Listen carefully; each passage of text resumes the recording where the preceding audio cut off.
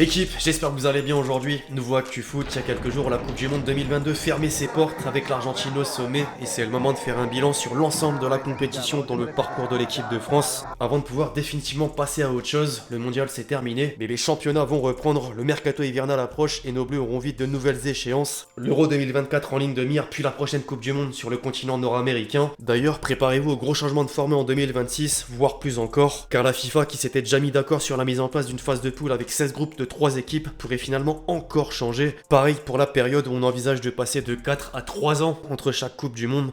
Enfin bref, les amis, dites-moi si vous voulez une vidéo sur le sujet et au passage, pensez à lâcher votre meilleur pouce bleu pour le soutien, le référencement, vous connaissez la recette. Merci vraiment à tous ceux qui le feront, on est ensemble.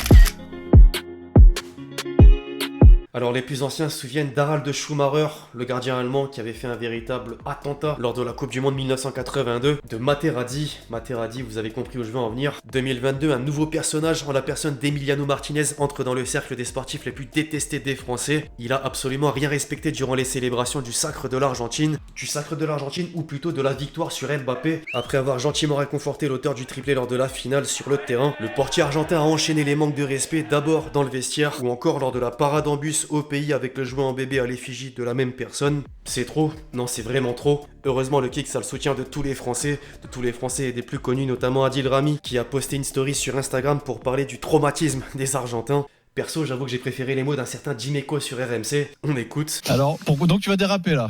Non, mais bon, alors, donc le mec, il est. Non, mais j'ai rien à dire. Hein. Faut le comprendre un peu cher. Il doit avoir des problèmes dans sa vie, ce garçon. Quand tu n'as pas connu ton père, qu'en réalité, tous les jours, il y avait plein de pères qui venaient à la maison pour voir ta maman. À un moment donné, non, mais tu dérapes. À un moment donné, quand tu crois, tu connais pas ton papa et que tu as plein de papas tous les jours qui viennent. Plein de pères qui viennent à la maison pour voir ta maman. Le pire dans l'histoire, c'est qu'on aurait pu se dire ok, c'est du chambrage, il y a qu'un joueur qui fait le fou. Sauf que certains supporters en sont quand même venus à brûler un carton en forme de cercueil avec la photo de... Les images parlent d'elles-mêmes. C'est pas mieux que les chants racistes au début de la Coupe du Monde. D'ailleurs, en parlant de chants racistes, certains joueurs de la sélection tricolore ont subi du racisme sur les réseaux sociaux après la défaite en finale. En particulier Tchouaméni et Kolo Muani soutenus en nombre, même par Lewis Hamilton. Dans tout ce lot d'images pas terribles à voir, il y a quand même un chambrage acceptable lorsque Messi recevait une figurine d'un supporter avant de se rendre compte qu'il s'agissait de Donatello. Donatello et Mbappé, Donatello. Hâte de voir les retrouvailles à Paris maintenant. Malgré quelques écarts, l'Argentine gardera une trace indélébile de la communion entre les triples champions du monde et le peuple à Buenos Aires. La presse du pays était obligée d'immortaliser les scènes de liesse avec des unes où on voit les joueurs sur le bus entourés d'une foule massive, allant de Olé à Clarín et passant d'Elincha à la Voz. Près de 5 millions de personnes, 5 millions bordel, se sont rendus sur place, c'est un record. Et d'ailleurs, les principaux acteurs ont carrément dû quitter les lieux en hélico tellement il y avait de monde. Alors la nation ne manque pas la règle non plus avec une double première page, or le plus intéressant se trouve dans les pages intérieures. Le journal relate les nombreux échecs de Messi en sélection avant la Copa América 2021 et la Coupe du Monde 2022 pour la gloire. L'Argentine prend sa 3e étoile et l'idole du peuple remporte le dernier trophée manquant à sa carrière, c'est historique. En Europe, la journée de célébration est pas non plus passée inaperçue. Certains tabloïds anglais ont marqué le coup comme les quotidiens espagnols. Du côté de la Catalogne, Sport préfère rappeler que Messi est champion de tout, collectivement et individuellement. C'est plus fort encore que la légende Maradona avec qui les comparaisons reviennent toujours. D'ailleurs, on s'aperçoit que les statistiques de l'an 86 se rapprochent de l'autre en 2022. Magnifique. Je vais remettre une dernière fois les images de joie en Argentine.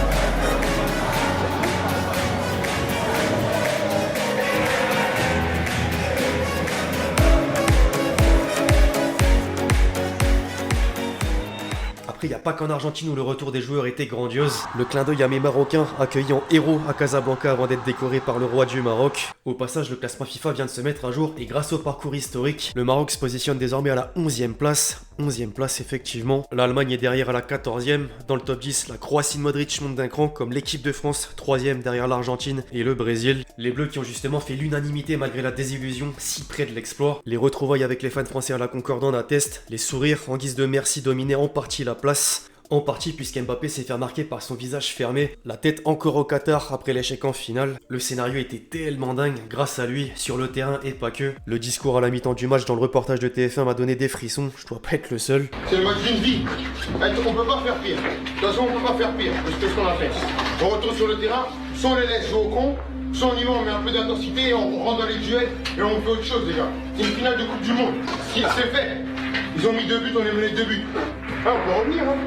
Ah, les gars, c'est tous les 4 ans, un truc comme ça. Vous savez la différence?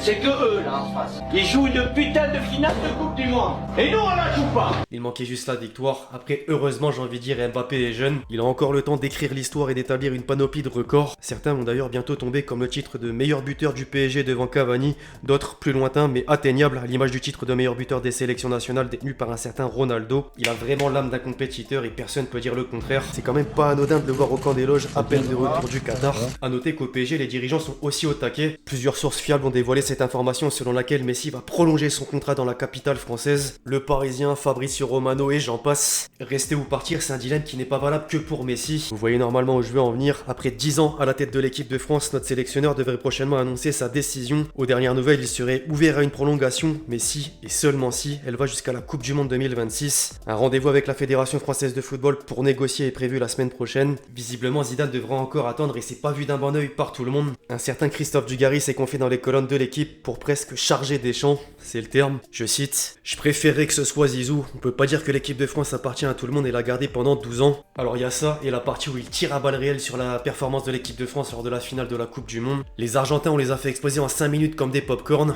Comme des pop-corn, il a dit. Ils sont moins forts que nous, c'était un cadeau de jouer contre eux. Il n'y a pas eu de match totalement géré comme depuis 10 ans, ça fait partie du style Deschamps. Encore une fois, mais c'est pas tout. Est-ce qu'ils ont pensé que la chatte à Dédé et un coup d'Mbappé suffirait à gagner? J'ose même pas imaginer ce qu'on aurait pris en 98 si on avait fait 90 minutes comme ça en finale.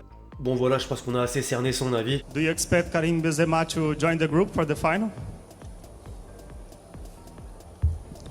Que s'est-il passé avec Benzema? C'est la question à 1 million. Ces dernières semaines, depuis le forfait du 9 à la Coupe du Monde, de nombreux événements incompréhensibles se sont produits, incompréhensibles, ou qui mènent à interrogation. Entre le fait de quitter le Qatar aussi vite qu'une pointe de vitesse d'Mbappé, un silence assourdissant à chaque victoire de l'équipe de France, aucun soutien ou félicitations avant la qualification des Bleus pour les demi-finales. La finale, c'est l'heure, tous ensemble, vamonos, allez les Bleus. Sauf qu'avant cette finale, 3e événement, Benzema met un post, ça ne m'intéresse pas. Post qui intervient peu après une invitation de la Fédération Française de Football avec Emmanuel Macron pour assister à la finale de la Coupe du Monde. Une invitation également rejetée par Zidane dans le même temps, sachant qu'il attendait de prendre le poste de sélectionneur, mais que Noël Le Graët avait entamé les discours pour continuer avec Deschamps. L'un des meilleurs potes de Benzema ensuite a un peu parlé à sa place avant que le principal concerné partage une photo avec la légende lors du Ballon d'Or 2022. Façon de dire, regardez, il a fait comme moi. L'Argentine soulève le trophée doré et Big Ben, encore lui, en remet une couche en parlant de justice divine. Au lendemain, KB9 fête son anniversaire et annonce sa retraite internationale avec un message lourd de sens, c'est le cas de le dire. C'était la rétrospective rapide. Les médias français y sont allés à leur sauce, dont l'équipe qui avait commencé par dire que le groupe se sentait mieux sans lui, puis que Benzema a pollué la préparation de la finale, ou encore Foot Mercato qui indique que le staff des Bleus a voulu faire un check-up complet de l'ischio touché, mais le joueur a refusé. C'est là que des doutes seraient apparus sur son état de santé, sans oublier le très célèbre Romain Molina. Dans sa vidéo, il explique que le staff du Real Madrid juge que la blessure du 9 était telle qu'il pouvait jouer la Coupe du Monde, tandis que Lloris et Griezmann se seraient réjouis de son forfait. Il y a forcément des interprétations et c'est compliqué d'avoir une seule vérité. C'est d'ailleurs la raison pour laquelle il y a plein d'hypothèses à droite et à gauche, sur les réseaux et Twitter notamment. Vous en dites quoi?